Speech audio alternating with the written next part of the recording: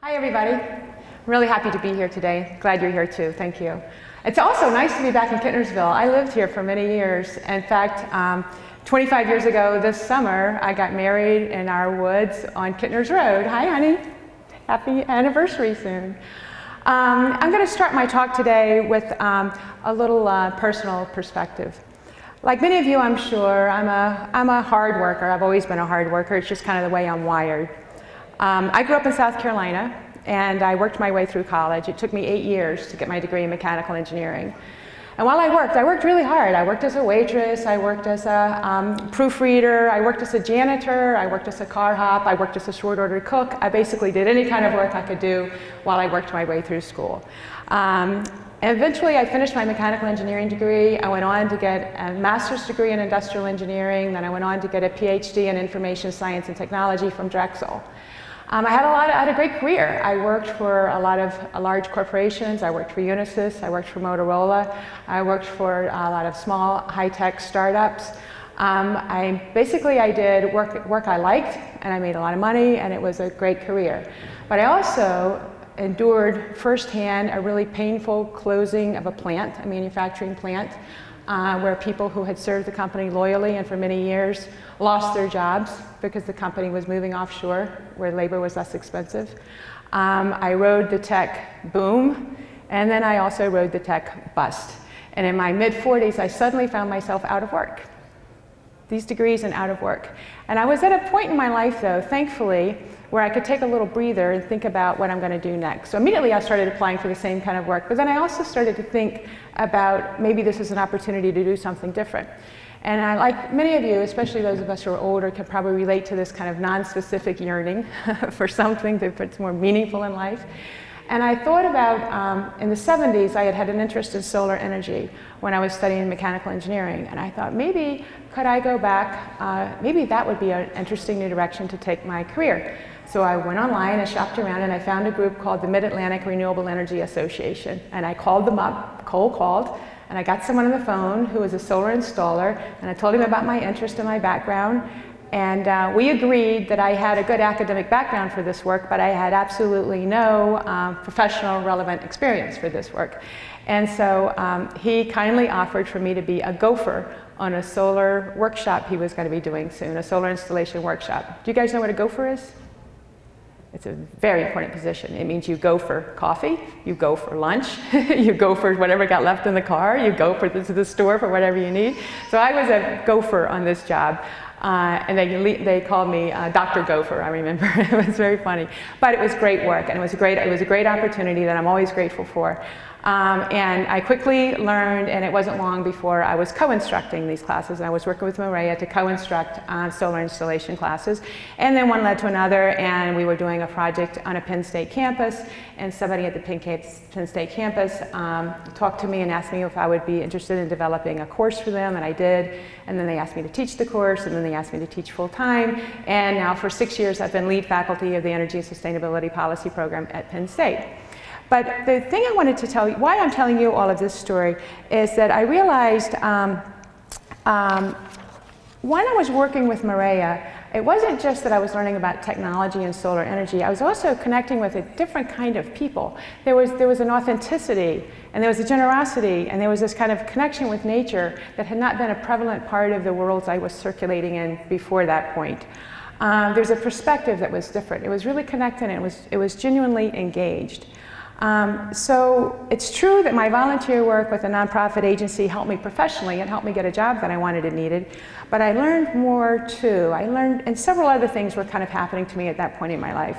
I had always gone to the gym and worked out, and I went to the gym one day like I would normally do. And my usual thing was to lift weights and then do some kind of cardio, usually on the elliptical cross trainer, usually listening to AC/DC, Back in Black. Do anybody know AC/DC? No, thank you for that. And so that was my typical workout. And I walked into the gym this one day, and you know what? That just didn't feel like where my head was. And so for the first time in my life, I decided to walk into a yoga class. And I walked into a yoga class, and I was lucky to have a very good instructor in that class. And it was instantly I felt it just welcomed me. I realized this was really suited where I was at that point. And yoga is all about connection too. It's about connecting your head and your body. It's about connecting with the world around you. It's like this feeling of being one with things. And so that kind of added, I realize now, to what I was feeling with Maria. And then I also, for the first time in my life, became politically active. I started volunteering on campaigns and working for campaigns. And again, I found this great community of people, of friendship and authenticity, and people that were driven by values and principles, not just by making money. And all these things, I was really lucky, kind of all came together for me at the same time. And I realize now that as I became more involved with environment and with community and with politics, I had become happier. I was happier. And there was a shift in me, and life became more purposeful. And I understand now that I had learned the obvious. I learned that we are happier when we are meaningfully connected to one another and to the world around us. So, my initial interest in solar energy in the 1970s was the technical novelty, and it was really a very cool technology and very interesting.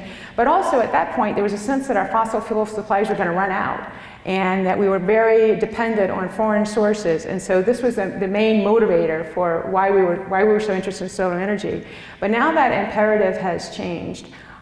We need clean energy sources because they can help us stop burning fossil fuels. They can help us leave fossil fuels in the ground. We need clean energy sources because of climate change. We have the incredible honor of having with us today Dr. James Hansen. I've known, of course, and been aware of his work for years, but never had the opportunity to meet him. I'm so excited to meet him later this morning. He is an American, I would say actually a world hero, and in the 80s he recognized that global warming was happening and why, and he gave brave and bold testimony to Congress. And he was the first person to really talk about the greenhouse effect and what was happening and what that was going to mean to us. And he was like the leader of global awareness about climate change and the challenges that we face. So over the decades since he gave that talk, all that he has said has been proven and more. There's no doubt anymore about the scientific reality of climate change and the urgency to address it. If our carbon pollution trends are not changed by 2050, 34 years from now, I'm going to stop everybody do the math, we always do this, 34 years from now, how old will I be? Where will I be? Will I be here? I think all of us will be here, God willing. The average temperature in 34 years in Pennsylvania, if we stay the way we are, is going to be 5 degrees higher than it was in 2000. 5 degrees higher. That's going to be dangerous and expensive consequences. It's really startling. There's going to be severe storms, floods, air and water quality issues, and disease. And this isn't some faraway place or distant future. It's in Pennsylvania, and it's in our lifetimes, or certainly our children's. And these predictions aren't from some wacky fringe environmental group. Not that any of us here think that's a bad thing. These predictions are in the 2015 Pennsylvania Climate Impacts Assessment Update. It's an official state report. It's available on our websites, and it was prepared by scientists at Penn State University. So clearly, we are called to act upon now. This isn't a bad sci-fi movie. This is real life. It's here. It's our families. It's our Pennsylvania. It's our communities. Our world stands on the edge of disaster from climate change. And the changes are already occurring. Last year was the warmest year on record, but 15 of the 16 warmest years ever recorded have happened since 2001.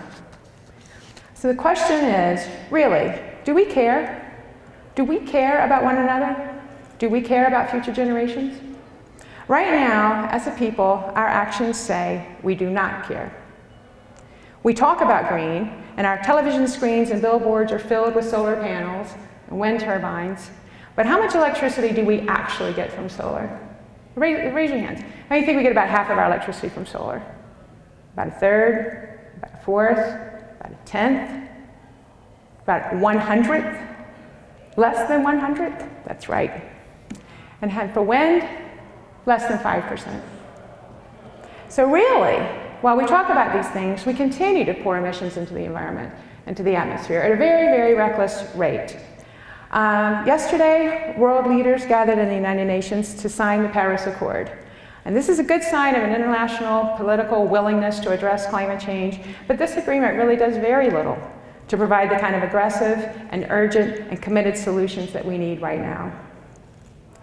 I want to point out that we are all here and enjoy the lives we do because of what past generations have done for us. Think about it. Immigrants who risked it all to give their children a chance at a better life. Laborers whose backbreaking work on farms and factories and infrastructure built this land of opportunity. Men and women who fought and died in wars so that we could live freely and safely. And look at our own families. Think of all the sacrifices that people made ahead of us so that we could be comfortable and live lives that were happy and full of opportunity.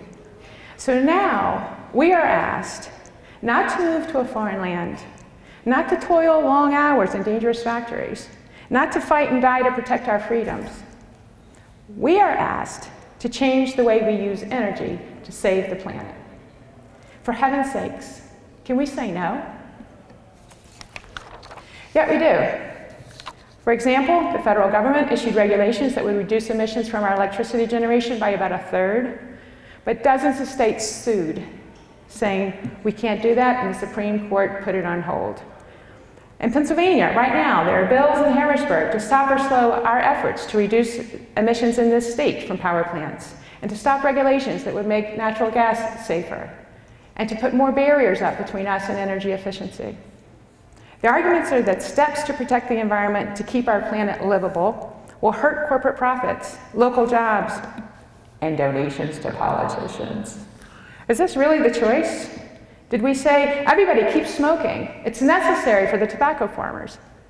It's necessary for jobs and local economies. We try to, but now that argument doesn't hold anymore. We know that.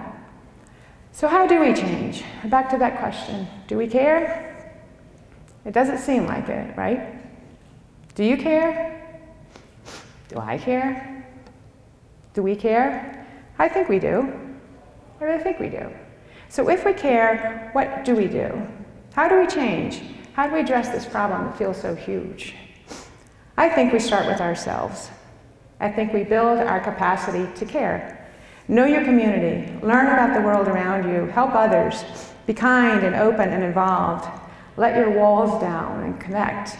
This worked for me. I found myself stronger and happier. In fact, science shows that positive relationships, feelings of gratitude, and meaningful activities are the things that lead to our personal happiness, not stuff. They're right, money can't buy us happiness. In fact, this is crazy. It's right there on WebMD. You can go online to WebMD and you will see this as a scientific fact. So we start by building the caring and connections and becoming informed. Connecting with nature and finding others on the same path helped me. And many people I found through environmental organizations were a step ahead of me. They had found this magic formula for happiness, connecting with nature and others, seeking meaningful activities. Do this, and I think you will find yourself becoming stronger and happier. Know that you matter, that your decisions and actions matter. Know that you are only one person, but you are with many, many others. And when we change ourselves, our choices, our priorities, and our actions are different. And I believe this is how we change the world. So first of all, how do you spend your time? How do we choose to spend our time? Each morning I drink from a cup my mother gave me with the words, all we have to decide is what to do with the time that is given us. You may recognize that quote. I decided to be here with you today. You decided to be here with me today. You decided to be here with one another today.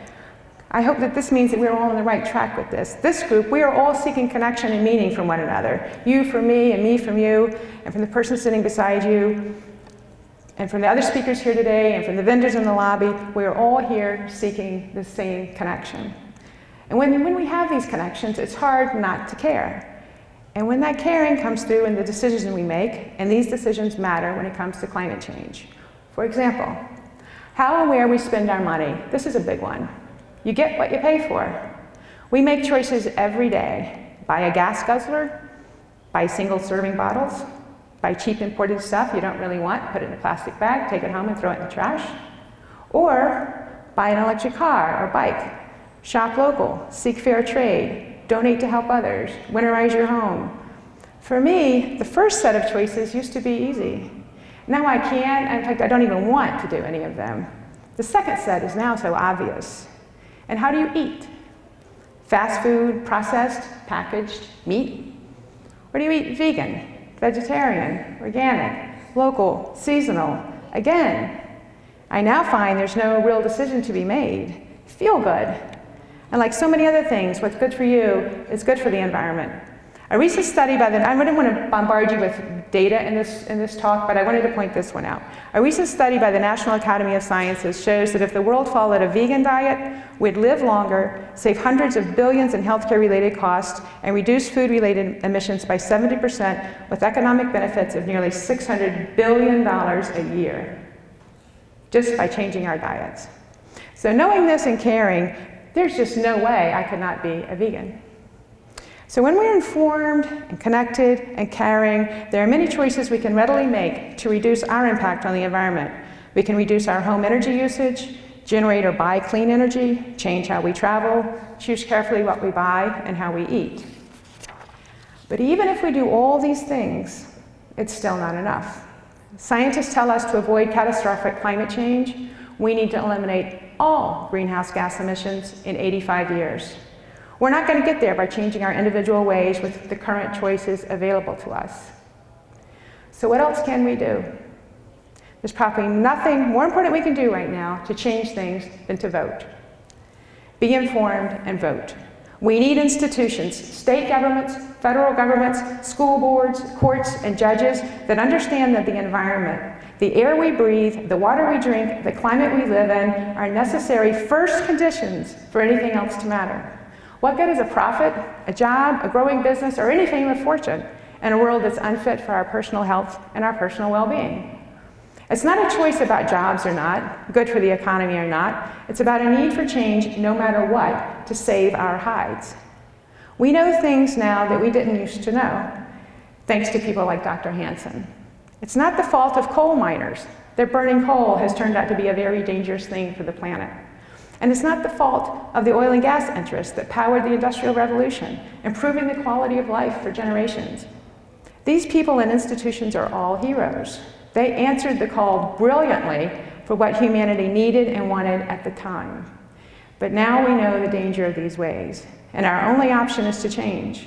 It will be harder for some than for others, and I think it's important to honor the past as we prepare for the future and help those who must bear the brunt of this change.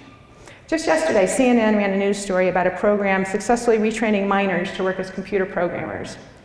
So don't get me wrong, jobs are very important, local economies are very important, but for any of this to matter, we must first have a safe and healthy environment. Do you realize that both Republican frontrunners for President of the United States have said they do not even believe in climate change? Is there any better argument for the importance of voting? They know more than the Pope. I have to put that in there. And by the way, there are no climate change deniers among top officials in China. So climate change, I would argue, presents a challenge to humanity unlike we have ever seen before. One cannot fix it for oneself. As determined as I may be on my own, I cannot be sure that my family or my loved ones are protected. One state, one nation cannot fix this. We cannot cut ourselves off from the world and say, all right, we'll take care of our climate, you take care of yours. We can only do this together. We need systemic change. Sure, together begins with each of us, but each of us acting independently has very little chance of bringing about the change on the scale that's needed and as soon as it's needed. So we need systemic change, change that's driven by our institutions and delivered by our free markets. Carbon pollution needs to matter to markets. In other words, we need policies that will make products and services that produce carbon pollution cost more. Then our free markets can go to town, innovating in a new world where carbon efficiency gives market advantage. There's a really good plan for this already, and it's called Carbon Fee and Dividend. And it's ready to go, and it's here from Citizens Climate Lobby. Randy Giori is going to be speaking this afternoon at 1:45, and I really, really hope that you can join him to hear more about this important policy.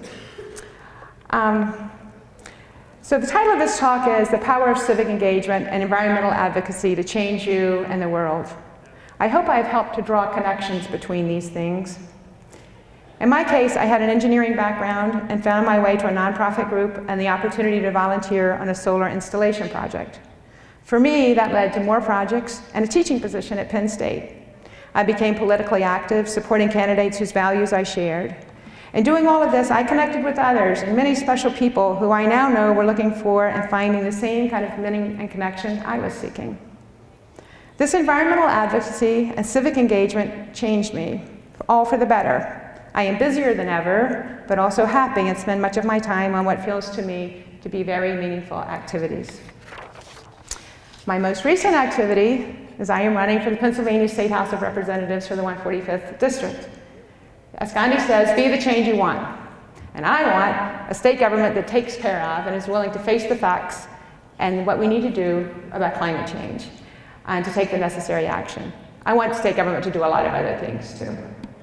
So each of us, each of you, has our own path for connection, for becoming more informed, connected, and caring. I found my path through environmental advocacy and civic engagement. If you're looking, I say try that. Talk to some of the people in groups here. This is a gold mine today of people and organizations to connect with. Look online, reach out. I'm doing the same all the time, eager to see where my path is going to carry me next. So this is my message today. Your life is a gift, it's a treasure. Each of us is happiest and strongest when we connect with others and the world around us. Do this first for yourself, I believe, and soon you will find there is less and less separation between what is really good for you and what is good for others. It's through this connection and love, really, that we naturally act in ways that are good for ourselves, one another, and our planet. So I hope the title of this talk makes sense now. Thank you for your time and attention, and I'll be around most of the day and very happy to connect with all of you. Thank you.